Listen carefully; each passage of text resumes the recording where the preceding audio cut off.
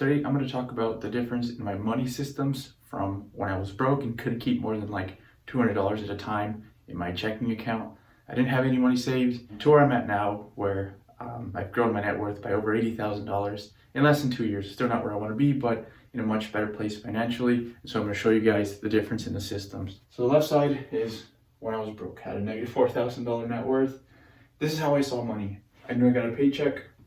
It went to my checking account, and from there, funded my lifestyle. And as long as my checking account wasn't zero, I was good. By the way, this is a picture of how I was back then, and then now. Okay, maybe it's a little exaggerated. We can exaggerate a little. Fine, okay, it's really exaggerated.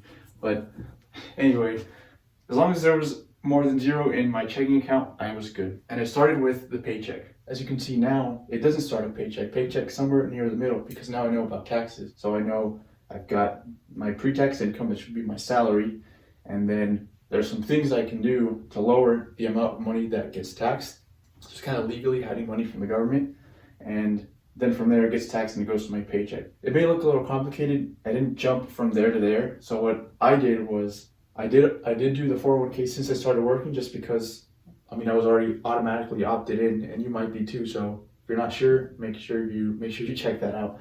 But the first intentional thing I did other than this was the savings account. Actually, it was a brokerage account, but I'm not going to talk about that. It was risky. I should not have done it. And so savings account would have been the more responsible thing to do. So in the savings account, I've actually got two of them. One of them is with my main bank. That's where I keep my emergency fund. So if anything happens, I can go 6 to 8 months without making a single penny. That taking a huge weight off my shoulders financially, because when I started working in February of 2020, and not long after that, we started having a bunch of layoffs, and I was worried I was going to be one of them. And so I started a savings account. If anything happened, I lost my job, I'd be okay financially. And then after that, I opened another retirement account. This one is funded with money that was already taxed. And so I don't have to worry about taxes on this. If I follow the rules, like these retirement accounts, they have rules. If I follow the rules, I won't pay taxes on this. What I see in this account is what I get. So after I did this, after I maxed this guy out, I opened a brokerage account. And I can talk a little bit more about why I've got so many different investment accounts in a different video. Let me know if you want to know. Basically, it has to do with my financial goals and taxes. Yeah, from paycheck to checking account, funding my lifestyle, to learning about taxes, and then my checking account goes to all these different accounts. And if you see this little arrow here, it just means the money this makes me gets reinvested, and so this will grow. I'm still putting money in here, but eventually this thing right here will be much bigger than this. This will be years down the road, but eventually it'll happen. Same thing with this brokerage account. One of the cool things about this setup also is a lot of it is automated. Like these two automated, and they happen before I even get my paycheck, so I don't even really notice them anymore. And this one, unfortunately, is automated, the taxes. This Roth IRA is automated now. This brokerage account is automated now. My lifestyle, a lot of this is also kind of automated too.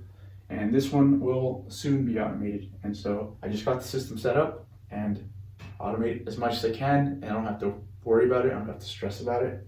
Just go on with my life. I covered a lot. I didn't have a script for this one, but I'm going to try to recap everything. So before, all I was worried about is if my checking account was zero, then I was good. And now my checking account goes to a whole bunch of places because I've got different goals. In this scenario, all I thought was 2 weeks in advance. And so as long as my money lasted me until my next paycheck, I was good. And it really had no financial goals. I didn't see too far into the future.